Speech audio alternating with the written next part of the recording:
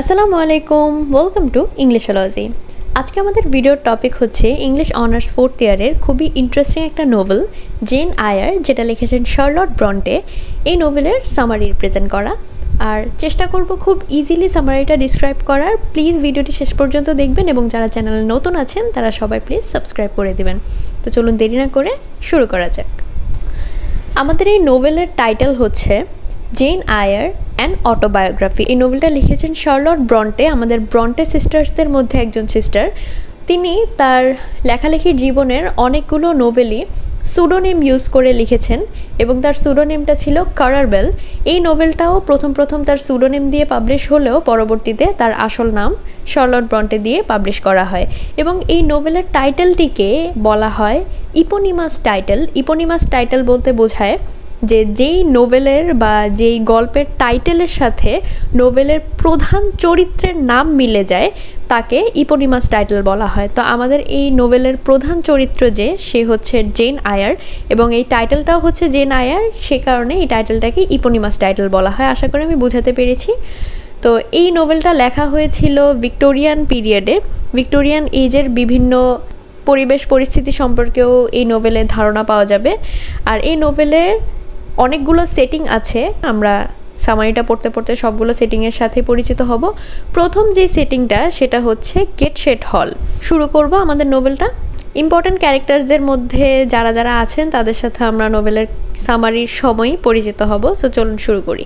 Gen আয়ার হচ্ছে আমাদের এই নোভেলের মূল ক্যারেক্টার, এবং নোভেলটা শুরু হয় জেন আয়ারের 10 বছর বয়স থেকে। আরেকটু বলে নিই, ধারণা করা হয় শার্লট ব্রন্টে নিজের বিভিন্ন আত্মজীবনীমূলক কিছু ঘটনা এই নোভেলে তুলে ধরেছেন। তার এই নোভেলের সাথে তার ব্যক্তি জীবনের অনেকগুলো পরিস্থিতিরই আমরা মিল পাবো, এটা আমি শেষে বলে দেব সামারির। তো এই কারণে এই নোভেলটাকে একটি অটোবায়োগ্রাফিক্যাল নোভেল বলা হয়। তো জেন আয়ার যখন 10 বছর বয়স তখন থেকে এই নোভেলটা শুরু হয়।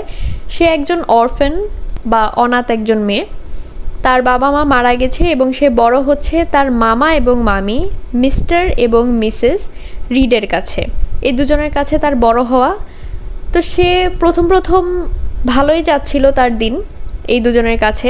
একটা পর্যায়ে মিস্টার রিড, তার যে মামা, তিনি অসুস্থ হয়ে যান এবং তার অসুস্থতার সময় তাকে তাদের বাড়ির একটা রুম, সেটা হচ্ছে রেড রুম, এই রেড রুমে রাখা হয়। রেড রুমটা একটু ভয়ঙ্কর একটা রুম ছিল, মানে খুব স্ট্রেঞ্জ একটা রুম ছিল।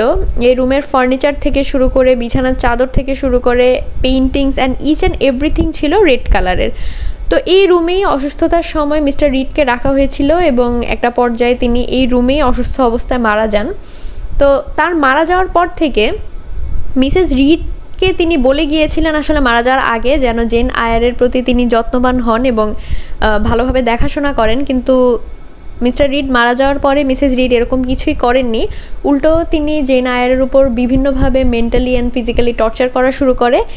একটা সময় দেখা যায় যে তার যে কাজিন আছে, জেন আয়ারের কাজিন জন রিডের সাথে এক পর্যায়ে একটা ঝগড়া লাগার পরে জেন আয়ার আর সহ্য করতে না পেরে জন রিডকে চড় মেরে বসে, রিয়্যাক্ট করে বসে আর কি। যদিও এই পুরো ঝগড়াটার মধ্যে সম্পূর্ণ দোষ জন রিডের ছিল, কিন্তু তারপরও মিসেস রিড শাস্তিস্বরূপ জেন আয়ারকেই রেড রুমে রাখে।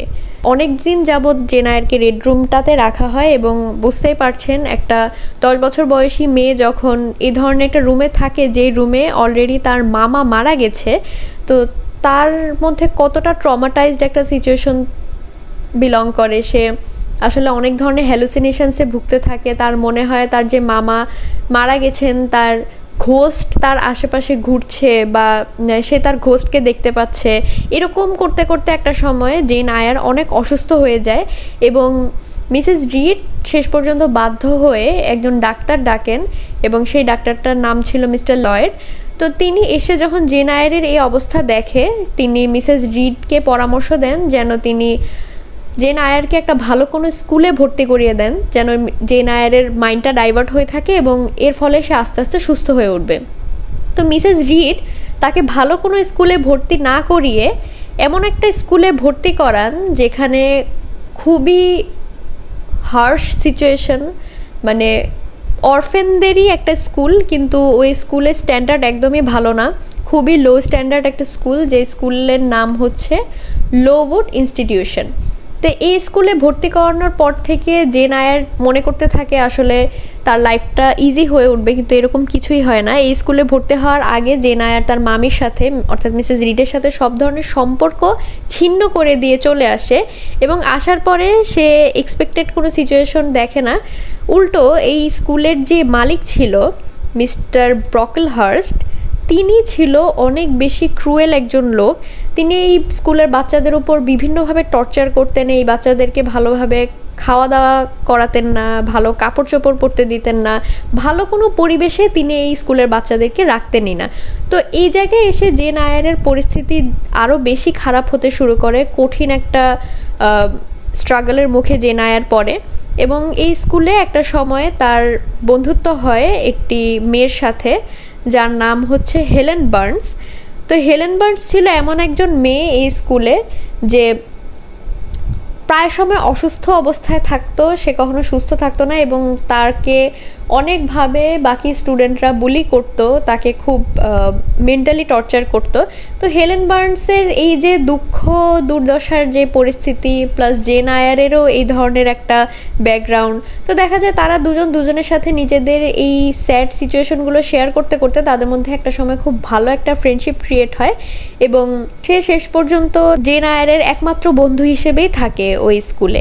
এবং এই স্কুলে আরেকজনের সাথে জেন আয়ারের খুব ভালো সম্পর্ক হয়, সে হচ্ছে মিস টেম্পল। মিস টেম্পল ছিলেন এই স্কুলের একজন টিচার, যিনি জেন আয়ারকে খুবই আদর যত্ন করতেন এবং তার আন্ডারেই অনেকগুলো বছর তিনি জেন আয়ারকে রেখেছিলেন। তো এই দুজন মানুষের সাথেই জেন আয়ারের ভালো একটা সম্পর্ক ছিল এই স্কুলে। অনেকগুলো বছর জেন আয়ার এই স্কুলে পড়ালেখা করেছেন। তিনি 10 বছর বয়সে স্কুলে ভর্তি হন এবং 16 বছর বয়স পর্যন্ত পড়ালেখা করেন। তো একটা সময় এই স্কুলে টাইফাস নামের একটা ভাইরাস ছড়িয়ে পড়ে, এবং এই ভাইরাসে অনেক বাচ্চা অসুস্থ হয়, এবং এই ভাইরাস যখন বিরাজ করে স্কুলে ওই সময় হেলেন বার্নস যে তিনি মারা যান। অ্যাকচুয়ালি এই ভাইরাসে হেলেন বার্নস মারা যায়নি, টিউবারকিউলোসিসে আক্রান্ত হয়ে বা টিবি হয়ে হেলেন বার্নসের মৃত্যু হয়েছিল।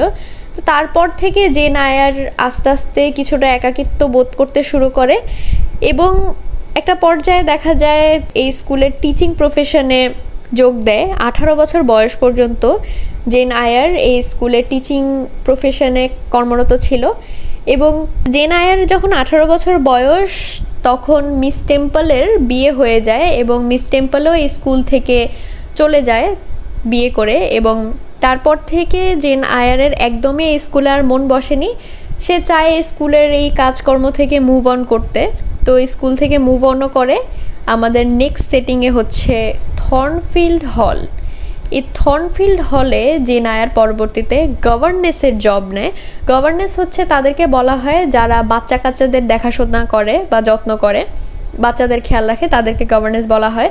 থর্নফিল্ড হলে এডেল নামক এক মেয়ের গভর্নেস হিসেবে জেন আয়ার চাকরিতে যোগ দেন। তো থর্নফিল্ড হলে অ্যাডেলকে পড়ানো বা দেখাশোনা করা অবস্থায় একটা জিনিস জেন আয়ারের মধ্যে একটু ঘোলাটে ছিল, যে থর্নফিল্ড হলের আসলে মালিকটাকে, এখানের মেইন যে এই প্রাসাদের মালিকানাটা কার হাতে তিনি বুঝতে পারেননি।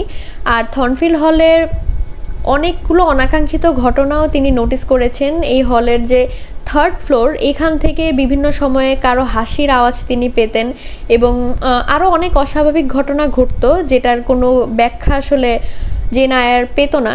তো একটা সময় এরকম করতে করতে জেন আয়ারের সাথে একদিন একজনের দেখা হয়, সেই লোকটা হচ্ছে এডওয়ার্ড রচেস্টার, এবং তার সাথে দেখাটা এরকমভাবে হয় যে থর্নফিল্ড হলের বাহিরে তিনি ঘোড়ায় চড়ে এক জায়গা থেকে আসছিলেন, এবং জেন আয়ারের সামনেই তিনি ঘোড়া থেকে পড়ে অনেকটা আহত হন, এবং সেই সময় জেন আয়ার তার খুব সেবা যত্ন করে, তার খেয়াল রাখে। তো তারপরে জেন আয়ার জানতে পারে যে এই এডওয়ার্ড রচেস্টারই হচ্ছে থর্নফিল্ড হলের যে মালিক, আর অ্যাডেল হচ্ছে এডওয়ার্ড রচেস্টারের কোনো এক মিস্ট্রেসের মেয়ে, এবং এডওয়ার্ড রচেস্টারই হচ্ছে আমাদের এই নোভেলের মেইন হিরো। তাকে বাইরনিক হিরো বলা হয়। বাইরনিক হিরোর ক্যারেক্টারিস্টিক্স সম্পর্কে আমরা সবাই জানি, সবগুলো ক্যারেক্টারিস্টিক্সই ছিল এডওয়ার্ড রচেস্টারের মধ্যে, শুধুমাত্র একটা বাদে, সেটা হচ্ছে গুড লুকিং বা হ্যান্ডসাম লুক যে বিষয়টা, এটা ছাড়া এডওয়ার্ড রচেস্টারের মধ্যে বাকি সব ক্যারেক্টারিস্টিক্সই ছিল, সে কারণে তাকে বাইরনিক হিরো বলা হয় এই নোভেলের। তো দেখা যায় তাদের মধ্যে ওই যে আহত হওয়ার পরে যে সেবা যত্ন করার বিষয়টা ছিল জেন আয়ারের, ওই সময়টায় লাভ এট ফার্স্ট সাইটের মতো একটা ঘটনা ঘটে। তাদের দুজনকেই ওই প্রথম দেখা সাক্ষাতের সময়টাতেই পছন্দ হয়ে যায় এবং তারা মনে মনে দুজনকে পছন্দ করতে থাকে। এবং এডওয়ার্ড রচেস্টার একটা সময় একটা ট্রিক্স খাটায় জেন আয়ারের কাছ থেকে কনফেশন নেওয়ার জন্য যে আসলে সে তাকে পছন্দ করে। সে দেখা যায় 1 সপ্তাহ ধরে এই থর্নফিল্ড হলে তার বিভিন্ন বন্ধুবান্ধবদের সাথে অনেক পার্টি আয়োজন করতে থাকে এবং এই পার্টির মধ্যে এডওয়ার্ড রচেস্টার ব্লেন্স নামক এক মেয়ের সাথে বিভিন্নভাবে একটু ঘনিষ্ঠতা প্রদর্শন করে, একটু কাছাকাছি তারা আসে, বিভিন্নভাবে পার্টিতে একটু ক্লোজনেস শো করে আর কি। তো এগুলো দেখে জেন আয়ার আসলে জেলাস ফিল করছিল স্বাভাবিকভাবেই। সে তারপরে রিয়েলাইজ করতে পারে খুব ভালোভাবেই যে সে অন্য কোনো মেয়েকে এডওয়ার্ড রচেস্টারের সাথে সহ্য করতে পারছে না। তো এডওয়ার্ড রচেস্টারও বিষয়টা বুঝতে পারে এবং জেন আয়ারের সাথে এই ব্যাপারটা নিয়ে ডিসকাস করে। আর জেন আয়ারকে বলে যে সে ব্লেন্সের সাথে আসলে যতটুকুই ক্লোজ হয়েছে সব কিছুই ছিল একটা নাটক।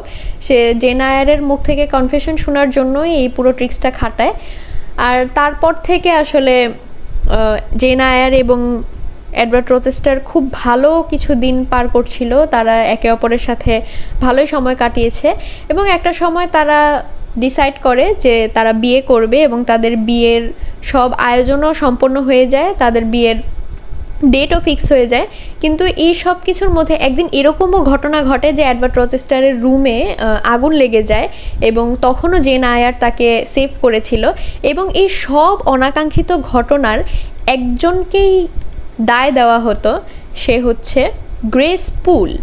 এই গ্রেস পুল ছিল একজন সার্ভেন্ট থর্নফিল্ড হলের। তার দায়িত্ব ছিল 3rd ফ্লোরের যেই মানুষটার এই যে অনাকাঙ্ক্ষিত ঘটনাগুলো ঘটছে তার দেখাশোনা করা। কিন্তু গ্রেস পুল মাঝে মাঝে যখন, সরি ফর দ্য মিস্টেক, এখানে পুল বানানটা ভুল হয়েছে, POOLE হবে এখানে। তো গ্রেস পুলের যখন মাঝে মধ্যে ড্রাঙ্ক অবস্থায় থাকতো বা গ্রেস পুলের কিছু কেয়ারলেসনেসের কারণে দেখা যায় যে ওই 3rd ফ্লোর থেকে যে মানুষটা এই ঘটনাগুলো ঘটাতো সে ওপেন হয়ে যেত এবং তার নজরদারির বাহিরে চলে গিয়ে অনেক জায়গায় তিনি আগুন লাগিয়ে দিতেন। এরই মধ্যে এই ধরনের একটা ঘটনাই আমি বললাম যেটা, যে এডওয়ার্ড রচেস্টারের রুমে আগুন লাগার বিষয়টাও এই গ্রেস পুলের কেয়ারলেসনেসের কারণেই হয়েছিল। এই কারণে তার দায়ী দেওয়া হয় সবসময়। তো তারপরেও 3rd ফ্লোরে আসলে কে আছে বা কার দ্বারা এই ঘটনাগুলো ঘটছে তখনও পর্যন্ত কিন্তু জেন আয়ারের কাছে পুরো বিষয়টা স্পষ্ট না। এরকম করতে করতে তাদের বিয়ের সব আয়োজন এবং ডেট ফিক্স হয়ে যায়। যেদিন বিয়ে হবে তাদের মধ্যে সেই দিন আরেকটা ঘটনা ঘটে। বিয়ের সময় সেখানে মিস্টার মেসন নামক একজন উপস্থিত হন লয়ার নিয়ে এবং তিনি বলেন যে রচেস্টার এবং জেন আয়ারের বিয়েটা হতে পারবে না, কারণ এডওয়ার্ড রচেস্টার অলরেডি বিবাহিত এবং তার বিয়ে হয়েছে এই মিস্টার মেসনের বোন বার্থা মেসনের সাথে। তো তখন আসলে বিষয়টা জেন আয়ারের কাছে খুবই শকিং একটা নিউজ হয়ে দাঁড়ায়, কারণ তিনি তখন পর্যন্ত জানতেন না যে এডওয়ার্ড রচেস্টার বিবাহিত। তো ওই সময় এডওয়ার্ড রচেস্টার দেখা যায় পুরো বিষয়টা স্বীকার করে এবং বলে যে হ্যাঁ তিনি বিবাহিত বার্থা মেসনের সাথে। এবং এই বার্থা মেসনই হচ্ছে সেই মহিলা যে 3rd ফ্লোরের বিভিন্ন অনাকাঙ্ক্ষিত ঘটনা ঘটায়, 3rd ফ্লোরে যার হাসি শোনা যায়, 3rd ফ্লোরে যাকে অনেকটা বন্দি অবস্থায় রাখা হয়েছে আর কি। তো এডওয়ার্ড রচেস্টার বলে জেন আয়ারকে যে সে বার্থা মেসনের সাথে বিয়ে করে কখনোই সুখে ছিল না, আর এই বিয়েটা তার মতের বিরুদ্ধে হয়েছিল। তার বাবা অনেক টাকার লোভে তাকে বার্থা মেসনের সাথে বিয়ে দেয়। Actually Bertha Mason mentally stable কোনো মহিলা না, তিনি একজন মেন্টাল বা মানসিকভাবে বিকারগ্রস্ত একটা মহিলা আর কি। তো তার সাথে কখনোই তিনি সুখে সংসার করতে পারেননি বলে অনেক জায়গায় তিনি প্রায় সময় ঘুরে বেড়াতেন, বিভিন্ন মিস্ট্রেসদের সাথে সম্পর্ক করতেন এবং তারই মধ্যে একজন মিস্ট্রেসের মেয়ে হচ্ছে অ্যাডেল। তো এই সব কিছু স্বীকার করার পরে দেখা যায় জেন আয়ার পুরো সিচুয়েশনটা বুঝতে পারে এবং এডওয়ার্ড রচেস্টার বলে যে সে চায় জেন আয়ারকে বিয়ে করতে। জেন আয়ার যদি রাজি থাকে তাহলে সে ফ্রান্সে গিয়ে জেন আয়ারকে বিয়ে করতে পারে বা ফ্রান্সে তারা ওইরকমভাবে বিবাহিত জীবনযাপন করতে পারে যদি জেন আয়ার চায়। তো জেন আয়ার প্রথমে এই প্রপোজালটা পজিটিভলি নিয়েছিল, কিন্তু তারপরে সে এডওয়ার্ড রচেস্টারকে একটা শর্ত দেয় যে বিয়ে যদি করতে হয় তাহলে বার্থা মেশনকে তার ডিভোর্স দেওয়া লাগবে। তো অ্যাকচুয়ালি তখন ভিক্টোরিয়ান পিরিয়ডে ডিভোর্স নিয়ে অনেক স্ট্রিক্ট রুলস ছিল। তার মধ্যে একটা রুল এরকম ছিল যে ডিভোর্স যারা দিবে তাদের মধ্যে স্বামী স্ত্রীর দুজনেরই মানসিকভাবে সক্ষম হতে হবে, মানসিকভাবে সুস্থ হতে হবে, সজ্ঞানের অধিকারী হতে হবে। তো এই ক্ষেত্রে যদি দেখা যায় তাহলে এডওয়ার্ড রচেস্টার চাইলেও বার্থা মেশনকে ডিভোর্স দিতে পারবে না, কারণ বার্থা মেশন সজ্ঞানের অধিকারী না। এডওয়ার্ড রচেস্টার জেন আয়ারকে পরবর্তীতে বুঝিয়ে বলে যে সে বার্থা মেশনকে চাইলেও ডিভোর্স দিতে পারবে না, এরকম বিভিন্ন রুলস অ্যান্ড রেগুলেশনসের কারণে। তো এইগুলো শোনার পরে আসলে জেন বুঝতে পারে বিষয়টা, তারপরেও সে খুবই ভেঙে পড়ে এবং তার কাছে আসলে পুরো বিষয়টাই খুব ঘোলাটে হয়ে দাঁড়ায়। সে খুব কনফিউশনে ভুগে যে তার কি করা উচিত কি না করা উচিত। হঠাৎ করে সব কিছু এত সুন্দর ছিল আর হঠাৎই এরকম হয়ে গেল। এর মধ্যে আরেকটা ঘটনাও ঘটে। এই থর্নফিল্ড হলে থাকাকালীন অবস্থায় একবার জেন আয়ার আবার তার মামির কাছেও ফিরে গিয়েছিল, মিসেস রিডের কাছে, কারণ সে খবর পেয়েছিল যে মিসেস রিড অনেক অসুস্থ এবং কন্টিনিউয়াসলি শুধু জেনের নাম জপছে। যেগুলো শুনে জেন আয়ার একবার তার মামির কাছেও এর মধ্যে গিয়ে ঘুরে এসেছে, সেবা শুশ্রূষা করে এবং সেবা করার পরে সে আবার থর্নফিল্ড হলে ফিরে এসেছিল। তো এর মাধ্যমে আমরা একটা ফ্যামিলি বন্ডিং কিন্তু দেখতে পাবো। তো এরপরে যখন এডওয়ার্ড রচেস্টারের বিয়েটা জেন আয়ারের সাথে ভেঙে যায়, তখন দেখা যায় থর্নফিল্ড হল থেকে একদিন খুব ভোরে ভোরে জেন আয়ার বেরিয়ে পড়ে এবং উদ্দেশ্যহীনভাবে সে বেরিয়ে যায়, কোনো টাকা পয়সা ছাড়া একদমই খালি হাতে বের হয়ে যায়। তো বের হয়ে যাওয়ার পরে তার সাথে সেন্ট জন রিভার্সের দেখা হয়।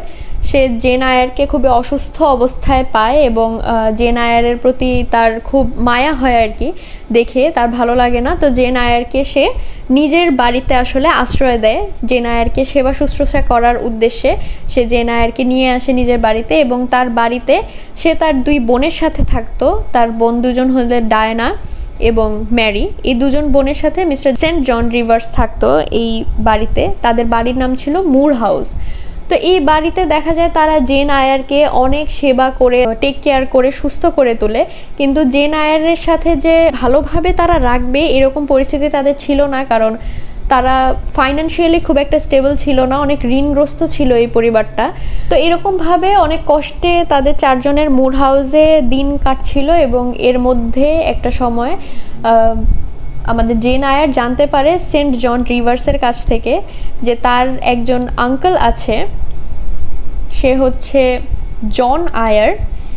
এই তার আঙ্কেল মারা যাওয়ার আগে জেন আয়ারের জন্য 20,000 পাউন্ড রেখে যায় এবং এই টাকা দিয়ে বা এই অ্যামাউন্টটা দিয়ে জেন আয়ার খুব ভালোভাবে আসলে দিন যাপন করতে পারবে সামনের দিকে। তো এই অ্যামাউন্টটা যখন জেন আয়ার হাতে পায় 20,000 পাউন্ডের, তখন দেখা যায় সে একা এটা ভোগ করে না। এই যে সেন্ট জন রিভার্সের সম্পূর্ণ ফ্যামিলি তাকে এতদিন ধরে টেক কেয়ার করেছে, তাদের সবার মধ্যে এই 20,000 পাউন্ড সে ভাগাভাগি করে দেয় এবং নিজের জন্য কিছু রাখে। তারপর থেকে তাদের ফাইন্যান্সিয়াল অবস্থাও খুব ভালো হয়ে যায় এবং এরই মধ্যে সেন্ট জন রিভার্স রিয়েলাইজ করতে পারে যে সে জেন আয়ারকে পছন্দ করে এবং জেন আয়ারকে বিয়ে করতে চায়। তো জেন আয়ারকে তিনি এই প্রস্তাবও দেন যে সে কিছুদিন পরে ইন্ডিয়া যাবেন একটি ধর্মীয় কাজে। তো সে চায় যে এই ট্যুরটায় যেন জেন আয়ার তার ওয়াইফ হিসেবে যায়, সে ওয়াইফ পরিচয়ে জেন আয়ারকে নিয়ে যেতে চায়, জেন আয়ারকে বিয়ে করে। তো জেন আয়ার আসলে এটা শোনার পর থেকে আরও কনফিউশনে ভুগছিল, কারণ সে বুঝতে পারছিল না তার কি করা উচিত। সেন্ট জন রিভার্স যদিও তাকে পছন্দ করে, কিন্তু সে তো তাকে পছন্দ করে না, সে এডওয়ার্ড রচেস্টারকেই ভালোবাসে এখনও পর্যন্ত। তো তার মনে খুব এই বিষয়টা নিয়ে দ্বিধাদ্বন্দ্ব শুরু হয় যে একটা মানুষ যাকে আমি পছন্দ করি না বা ভালোবাসি না, তার সাথে বিয়ে করে কিভাবে আমি সংসার করবো বা ভালো থাকবো। তো সে একটা সময় সেন্ট জন রিভার্সের এই প্রপোজালটা রিফিউজ করে দেয়, সে রিজেক্ট করে দেয় এবং বলে যে সে ইন্ডিয়া তার সাথে যেতে প্রস্তুত, কিন্তু ওয়াইফ হিসেবে তার সাথে যাবে না, সে তার একজন কো-ওয়ার্কার হিসেবে ইন্ডিয়া যেতে রাজি আছে। তো সেন্ট জন রিভার্স এই বিষয়টা আসলে অ্যাকসেপ্ট করে না। সে বলে যে না, সে যদি যায় তাহলে তার ওয়াইফ হিসেবেই যেতে হবে। তো এইগুলো চলতে চলতে একটা দিন দেখা যায় ঘুমের মধ্যে জেন আয়ার অনেকটা দৈববাণীর মতো পেয়ে থাকে, মানে স্বপ্ন দেখে অনেকটা যে এডওয়ার্ড রচেস্টার অনেক অসুস্থ এবং সে জেন আয়ারকে খুব করে ডাকছে, বারবার জেন আয়ারের নাম ডাকছে। তো এই স্বপ্নটা দেখার পরে জেন আয়ার অস্বস্তিকর একটা পরিস্থিতিতে চলে যায় এবং সে আর কিছু চিন্তা না করে সাথে সাথে এডওয়ার্ড রচেস্টারের কাছে চলে যায় এবং এডওয়ার্ড রচেস্টারকে সে পায় হচ্ছে ফারদিন ম্যানর নামের একটা প্লেসে। এবং এই জায়গায় এডওয়ার্ড রচেস্টারকে সে কোনো ভালো অবস্থাতে পায় না। আসলেই সে খুবই শারীরিকভাবে অসুস্থ ছিল, তার এক চোখের দৃষ্টি সে হারিয়ে ফেলেছিল, একদম শরীরের অনেকটা অংশ পুড়ে গেছে, এরকম অবস্থায় সে এডওয়ার্ড রচেস্টারকে পায়। এবং সে পরে ঘটনা বিস্তারিত জানতে পারে যে ওই যে বার্থা মেশন ছিল, যে পাগল ওয়াইফটা এডওয়ার্ড রচেস্টারের, সে একটা সময় গ্রেস পুলের নজর এড়িয়ে বা কেয়ারলেসনেসের সুবিধা নিয়ে তার যে থর্নফিল্ড হল এই প্রাসাদে আগুন লাগিয়ে দেয়, সম্পূর্ণ প্রাসাদ একদম জ্বলে যায়। এবং এডওয়ার্ড রচেস্টার বার্থা মেশনকে সেভ করতে গিয়ে, বাঁচাতে গিয়ে তার শারীরিকভাবে এই ক্ষতিগুলোর সম্মুখীন হয় এবং শেষ পর্যন্ত সে বার্থা মেশনকে আর বাঁচাতে পারে না, তিনি সেই ইনসিডেন্টের পরে মারা যায় আর এডওয়ার্ড রচেস্টারের এই পরিস্থিতির তৈরি হয়। তো এগুলো শোনার পরে জেন আয়ারের খুবই খারাপ লাগে সব কিছু শুনে। সে স্বাভাবিকভাবে জেন আয়ার এডওয়ার্ড রচেস্টারের খুব সেবা শুশ্রূষা করে, তার সাথে প্রায় 2 বছর তাকে খুব সেবা করে ভালোভাবে তাকে সুস্থ করে তোলে। তো এডওয়ার্ড রচেস্টার দেখা যায় অনেকটা বেটার পজিশনে এসে পড়ে যখন জেন আয়ার তাকে এরকমভাবে সুস্থ করে তোলে। তারপরে একটা সময় তারা দুজন বিয়ে করে ফেলে এবং সুখে শান্তিতে দুজনে বাস করতে থাকে। দুজনকে যেহেতু ভালোবাসে, তো তারা খুব হ্যাপিলি ম্যারিড একটা কাপল হিসেবে থাকে। আর এই যে সেন্ট জন রিভার্স ছিল, তিনি ইন্ডিয়া যে ট্যুরে যেতে চেয়েছিলেন, তিনি সেই ট্যুরে যান, রিলিজিয়াস ট্যুরটায়, এবং সেখানে গিয়ে সেন্ট জন রিভার্সের মৃত্যু হয় এবং শেষ পর্যন্ত জেন আয়ার এবং এডওয়ার্ড রচেস্টার সুখে শান্তিতে ফারদিন ম্যানরে জীবনযাপন করতে থাকে। তো এইভাবেই আমাদের নোভেলটার একটা হ্যাপি এন্ডিং হয়। জেন আয়ারের এই দুঃখ দুর্দশার সময়টা থেকে আস্তে আস্তে শেষ পর্যন্ত সে কিভাবে একটা হ্যাপিলি ম্যারিড লাইফ লিড করে, এটাই আমাদের নোভেলে দেখানো হয়। এর মধ্যে দিয়ে আমরা ভিক্টোরিয়ান পিরিয়ডেরও কিছু সিনারিও দেখেছি, রিলিজিয়াস এবং সায়েন্টিফিক যেই কিছু কনফ্লিক্ট থাকে তখনকার, এগুলো আমাদের শার্লট ব্রন্টে এই নোভেলের মাধ্যমে তুলে ধরার চেষ্টা করেন। এবং প্রথম দিকে যেরকম বলেছিলাম, নোভেলটা একটা অটোবায়োগ্রাফিক্যাল নোভেল, অর্থাৎ শার্লট ব্রন্টের বিভিন্ন লাইফ স্টোরি আমরা এই নোভেলের মাধ্যমে জানতে পারবো। আমি বলেছিলাম সামারি শেষে এটা বলে দেব।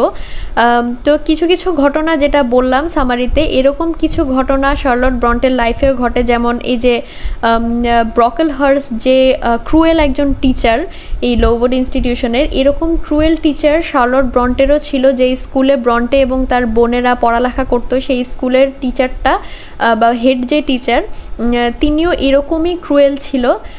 তো এই জিনিসটা ব্রন্টে তার নিজের লাইফ থেকে নিয়েছে। তারপর হেলেন বার্নসের যে মারা যাওয়ার বিষয়টা, এটাও শার্লট ব্রন্টের একজন বোন এরকমভাবে মারা গিয়েছিল, এটারই একটা সিম্বলিক রিপ্রেজেন্টেশন।